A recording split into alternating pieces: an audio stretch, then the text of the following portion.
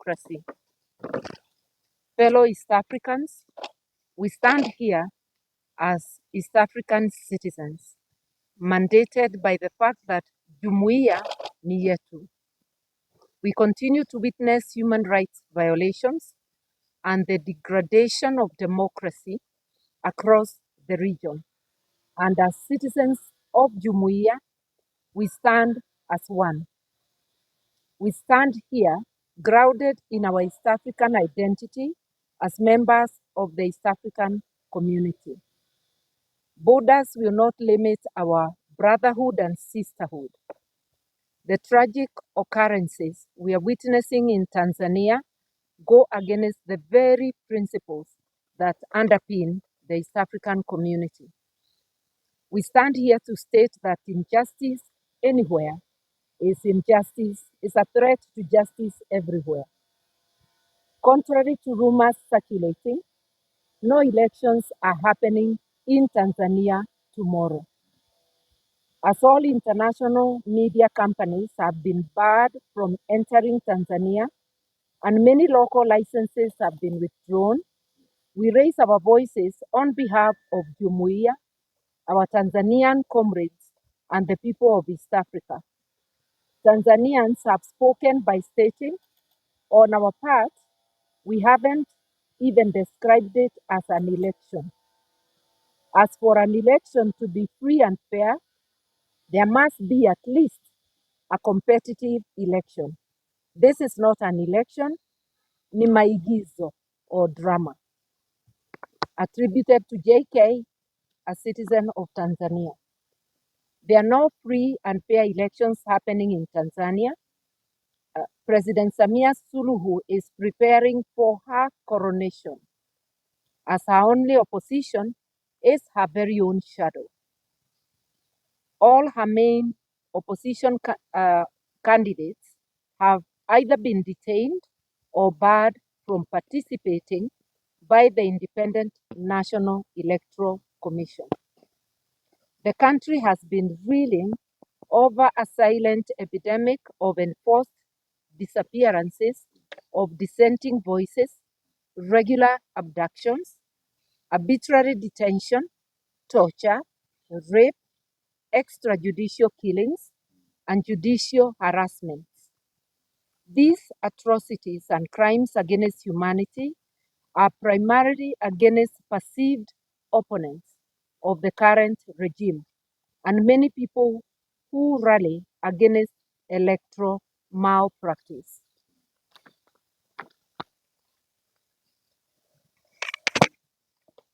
The violations have particularly targeted the Chadema party, the leading opposition party in Tanzania, as well as extending to religious institutions, leaders, activists, influencers, and vocal citizens of all backgrounds. There have been over 250 reported and documented cases of enforced disappearances, with the majority of the victims never to be seen again or their lifeless bodies found months later. Attached, we are providing a report of all of those instances, both available in Swahili and in English. Additionally, Tanzania has scaled its police force in what appears to be a preparation for a full-out war against its citizens, rather than an election. Over the past 3 weeks alone, more than 55 people have been forcibly disappeared, tortured, murdered, and held incommunicado. According to a recent report by Amnesty International, repression in Tanzania has intensified. Amnesty has referred to Tanzania's situation under SULUHU and the forthcoming elections as unopposed, unchecked, and unjust. The report is titled "Wave of Terror Sweeps Across Tanzania" and is also linked within for further reference. There was a violent arrest of Chadema's party leader, Tundu Lissu, and main competitor to SULUHU, and an arraignment over frivolous treason charges for merely demanding reforms before elections. His arrest and trumped-up charges and the regime's overreach marked a further escalation of civil liberties. His party, Chadema, the main opposition party in Tanzania, was subsequently banned from participating in the election for demanding changes in the electoral code and was further prohibited from conducting any political activity. Officials of Chadema and civilians alike have been arrested arbitrarily, detained, assaulted, generally harassed, and barred from attending the trial of Tundu, which by Tanzanian law is a public trial. Shaban Moyo, Felistas Festo, Dr. Fred Chacha Hatari, among others, share their direct experiences with photo evidence as to the torture they endured in the hands of the Tanzanian authorities. This is a direct statement, an account of one abduction of Shaban Moyo Kirita. On April 24th at around 9 a.m., it was the day of Honorable Tundu Lissu's court hearing. While I was near the magistrate's court, I was suddenly apprehended by 8 police officers whose names I didn't know. After arresting me, they seized my phone and put me into a police vehicle that was parked near the Serena Hotel. They later took me to the grounds at Gymkhana, where I found another vehicle, a Toyota Noah. I was taken out of the first car and put into the Noah, where I found 6 other people whose faces were covered. Immediately, they also covered my face so I couldn't see what was happening. We then started a 3-hour journey until we arrived at a house whose location I still do not know. Once there, they handcuffed both my hands and feet, then began beating me severely, especially around the buttocks and legs for an extended period. Later, they stripped me naked, hung me upside down, head down, feet up, and continued beating me. They kept saying things like, "Why are you insulting President SAMIA's government? Why are you spreading inciting statements? Why are you opposing the government?"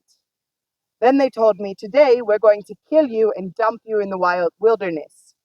At around 11 p.m., they took me and threw me into the sea at Cocoa Beach in Oyster Bay, deep into the ocean waters. Fortunately, Good Samaritans found me, rescued me, and took me to the Chadema headquarters. Yours, Shaban Moyo.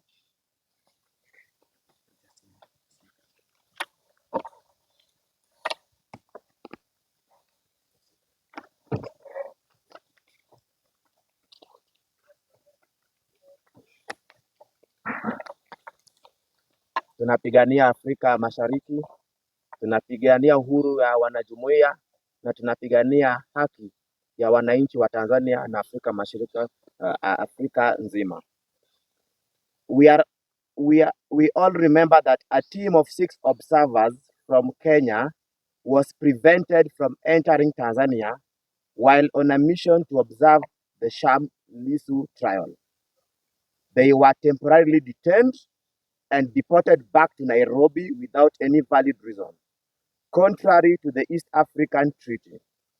2 of the observers, Boniface Mwangi of Kenya and Agatha Ture of Uganda, were violently abducted, arbitrarily detained, tortured, raped, and subjected to other forms of cruel, inhuman, and degrading treatment while in Tanzanian custody. Still, John Heche, Chadema's national vice chairperson, was denied entry into Kenya to attend Raila Odinga's funeral, with his passport confiscated by authorities while still on the outside the High Court of Tanzania, in blatant disregard of the laws governing arrests. These actions reflect a pattern of lawlessness and political persecution carried out with a complete impunity. Unofficial and unlawful travel restrictions have been imposed on almost every Chadema leader and any government critic. Targeting of religious institutions and leaders. Repression has also been extended to religious institutions and leaders speaking out against human rights abuses. And on June 2nd of this year, the SULUHU regime deregistered the Ufufuo na Uzima, the Glory of Christ Church in Tanzania, led by outspoken Bishop Dr. Josephat Mwajima, who is well known for his outspoken criticism of bad governance and human rights abuses in Tanzania, as well as his calls for accountability. The regime falsely and maliciously accused the church of violating the Societies Act. The church was deregistered, that is the glory of Christ, a few days after calling for an end to abductions and an end to enforced disappearances in Tanzania. The deregistration has restricted the freedom of worship of the thousands of Ufufunuo na Uzima congregants, and Bishop Dr. Benson Bagonza of the Evangelical Lutheran Church in Tanzania, Karagwe Diocese, has also publicly stated that he fears for his life after receiving credible threats from individuals known as wasiojulikana, a term meaning unknown assailants or people who are unknown, used to refer to unknown political abductors and enforcers, mainly working for at the behest of the regime.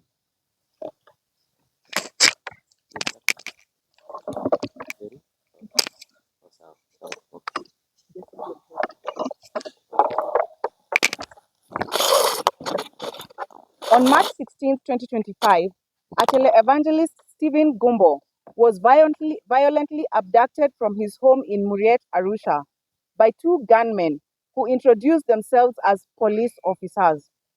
He was later picked up at the Kilimanjaro West Forest, some 200 kilometers away, having been badly injured, tortured, and brutalized by the gunmen who accused him of defaming national leaders in his sermons.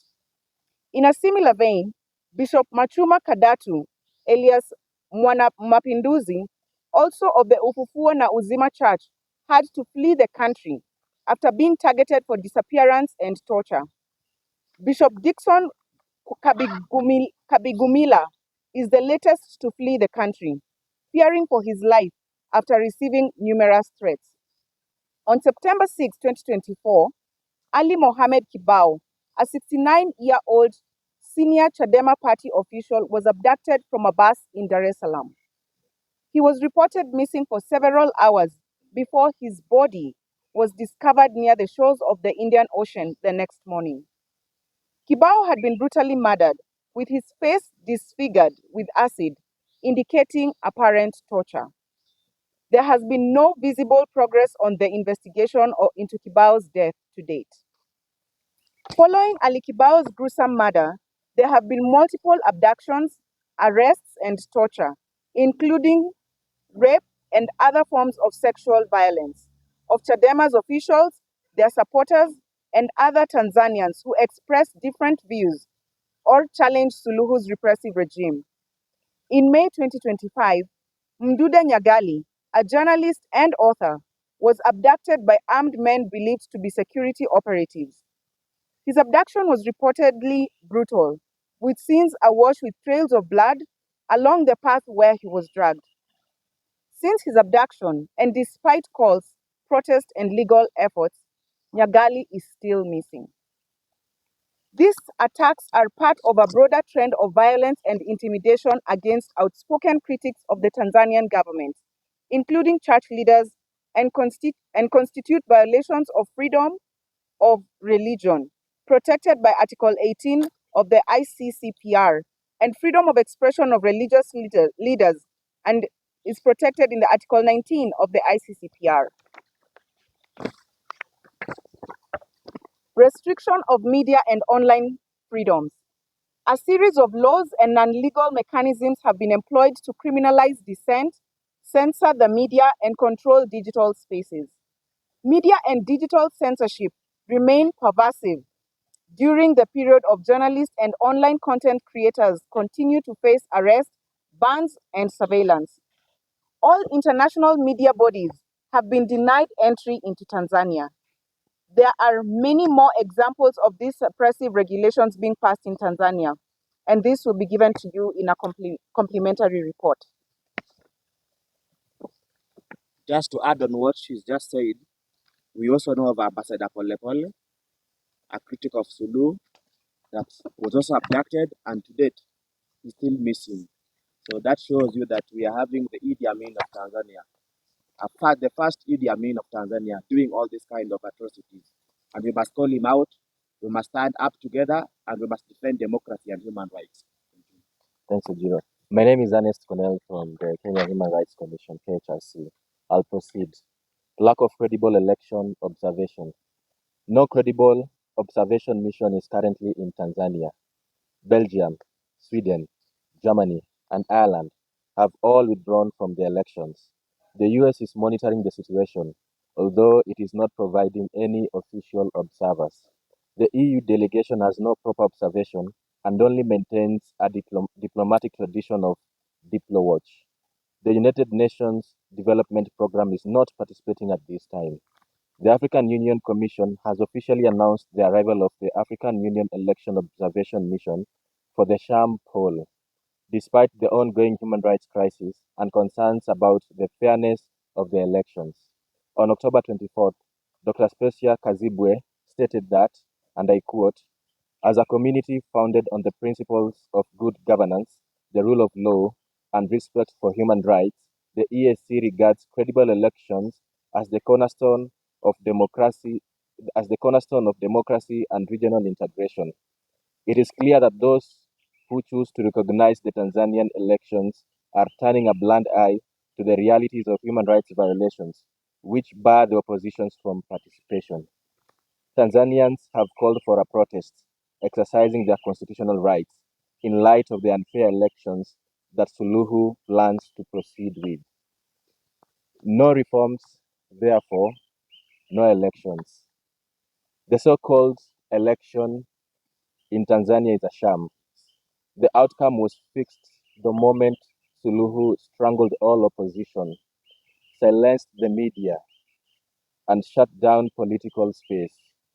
Most credible international observers have pulled out because what exactly is there to observe in a coronation?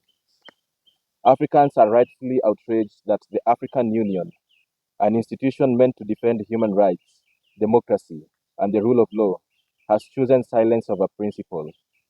It increasingly resembles a club of presidents shooting each other rather than protecting the people they claim to serve.